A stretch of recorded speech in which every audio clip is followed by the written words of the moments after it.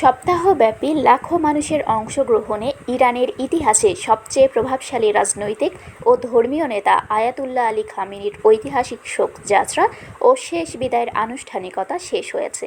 এই কিংবদন্তিকে তারই জন্মশহর এবং দেশটির পবিত্রতম ধর্মীয় স্থান মাশহাদে বৃহস্পতিবার দুপুরে অষ্টম শিয়া ইমাম রেজা আলাইহিসসালামের পবিত্র মাজারে দাফন করা হয়েছে।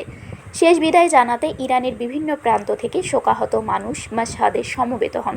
বিপুল জনসমাগম এবং ইরাকে বিদায় অনুষ্ঠানের সময় বারবার যাত্রা থেমে যাওয়ায় নির্ধারিত সময় পরিবর্তন করে স্থানীয় সময় দুপুর 2টায় ইমাম রেজা স্ট্রিট থেকে জানাজার শোভাযাত্রা শুরু হয়। স্থানীয় সময় বৃহস্পতিবার সকাল থেকে হাজারো মানুষ মাশহাদের রাস্তায় নেমে ইরাকের পতাকা, খামেনির ছবি এবং বিপ্লবী স্লোগান সংবলিত প্ল্যাকার্ড হাতে শেষ শ্রদ্ধা জানান। এছাড়াও মাশহাদের অনুষ্ঠানে বিভিন্ন দেশের অতিথিরাও অংশ নেন। তাদের মধ্যে ছিলেন নাইজেরিয়ার শিয়া সম্প্রদায়ের নেতা শেখ ইব্রাহিম জাকজাকি। এর আগে ইরাকের নজিরবিহীন শোকযাত্রার আয়োজন করা হয়।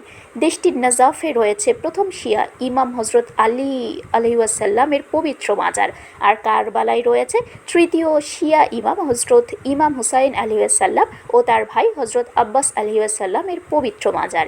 ইরাকি কর্মকর্তাদের তথ্য অনুযায়ী নাজাফে হজরত আলী আলাইহিসসালাম এর পবিত্র মাজার ঘিরে প্রায় 38 লাখ মানুষ শেষ শ্রদ্ধা জানান। পরে আরবাইন রুট হয়ে মরদেহ কারবালায় নেওয়া হয়। আয়াতুল্লাহ আলী খামেনি ও তার পরিবারের সদস্যদের শেষ বিদায়ের আনুষ্ঠানিকতা শুরু হয় 3 জুলাই। ওই অনুষ্ঠানে বিশ্বের 45টিরও বেশি দেশের রাজনৈতিক প্রতিনিধি এবং 90টিরও বেশি দেশের আলেম ও ধর্মীয় ব্যক্তিত্ব শ্রদ্ধা জানান। 4 ও 5 জুলাই তেহরানের ইমাম খোমেনি মুসাল্লায় শোকানুষ্ঠান অনুষ্ঠিত হয়। 6 জুলাই তেহরানে লাখো মানুষের উপস্থিতিতে জানাজা ও শোকযাত্রা হয়। 7 জুলাই কোমের জামকারান মসজিদে এবং 8 জুলাই ইরাকের নাজাফ এবং কারবালায় শেষ বিদায়ের অনুষ্ঠান অনুষ্ঠিত হয়। গেল 28 ফেব্রুয়ারিতে যুক্তরাষ্ট্র ইসরায়েলের হামলায় প্রাণ হারালেও আজও প্রজাতন্ত্রের সবচেয়ে বড় একতার নাম আয়াতুল্লাহ আলী খামেনি। এদিকে নতুন সর্বোচ্চ নেতা হিসেবে নির্বাচিত খামেনির ছেলে মোস্তফা খামেনি এখনও জনসমক্ষে আসেননি।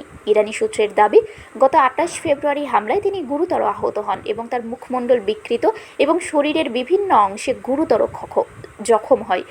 তিনি চিকিৎসাধীন থাকায় এবং নিরাপত্তাজনিত কারণে এখনও প্রকাশ্যে উপস্থিত হচ্ছেন না।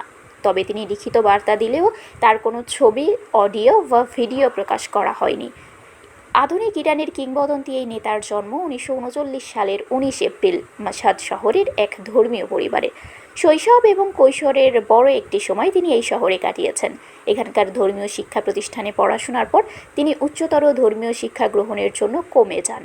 কৈশোর পেরিয়ে যৌবনে পাড়ি দেওয়ার সময় 60 ও 70-এর দশকে শাহ মোহাম্মদ রেজা পাহলভির শাসন বিরোধী গোপন আন্দোলনে সক্রিয়ভাবে অংশ নেন খামেনি। একাধিকবার গ্রেফতার হয়েছেন, সয়েছেন বহু নির্যাতন। শারবিন শিমু, বরেন্দ্র টেলিভিশন।